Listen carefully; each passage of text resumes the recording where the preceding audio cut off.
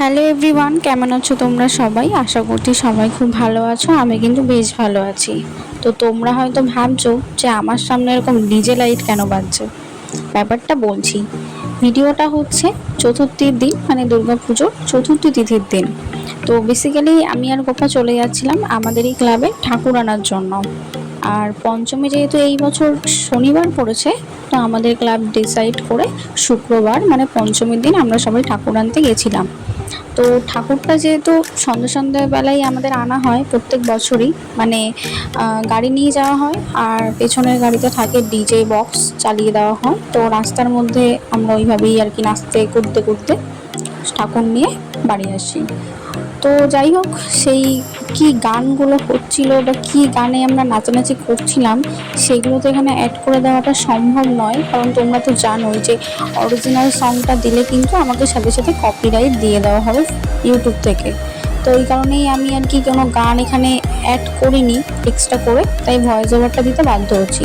তো তোমরা এখানে দেখতেই পাচ্ছ যে পাড়ার মেয়ে বউ কাকিমা থেকে শুরু করে পাড়ার দাদা ভাই সবাই আমরা মজা করেই যাই প্রত্যেক বছরই ঠাকুর আনতেও যেরকম এরকম ডিজে বাজিয়ে সবাই নাচতে নাচতে যায়, ঠিক তেমনি বিসর্জনের দিনও কিন্তু এরকম সারা পাড়া আমাদের ঘোরানোর পরে তারপরে কিন্তু ভাসানটা হয়।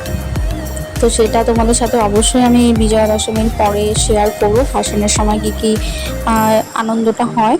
তো যাই হোক, দেখো এখানে আমাদের ঠাকুর কিন্তু অলরেডি গাড়িতে তোলা হচ্ছে।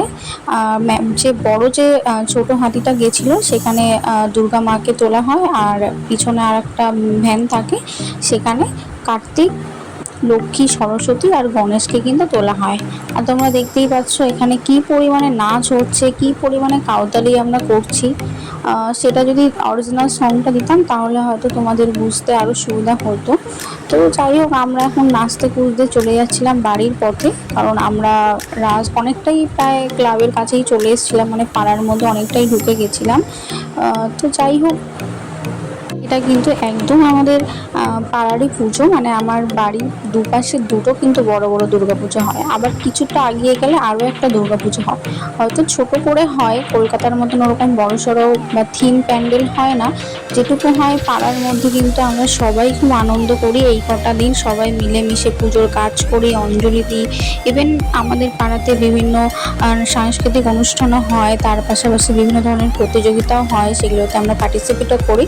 মানে বলা যেতে পারে যে পাড়ার মধ্যে যে পুজোটা হয় সেটা কিন্তু আমরা ছোট থেকে বড় সবাই মিলে কিন্তু আমরা আনন্দ করি। তো যাই হোক, দেখো তোমাদের সাথে কথা বলতে বলতে আমরা কিন্তু ঠাকুর নিয়ে একদম চলে এসেছি পুজোর মণ্ডপে।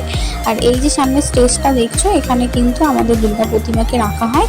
আর এইখানে যেখানে বসে আমি তোমাদের ভয়েস ওভারটা দিচ্ছি, মানে ভিডিওটা করছি, সেখানেই কিন্তু বড় চাতাল করা আছে, এখানে অঞ্জলির কাজ করা হয়, পুজোর কাজ করা হয়।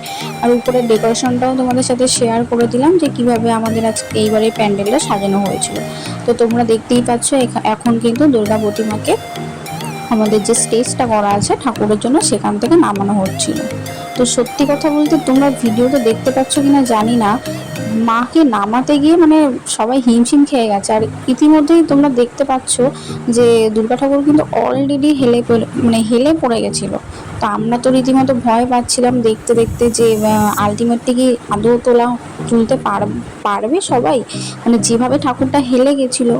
তো যাই হোক, মা আমাদের প্রত্যেক বছর এইভাবেই আসেন, আর মার সহায় কিন্তু প্রত্যেক বছর এভাবেই পুজোটা সুষ্ঠুভাবে হয়।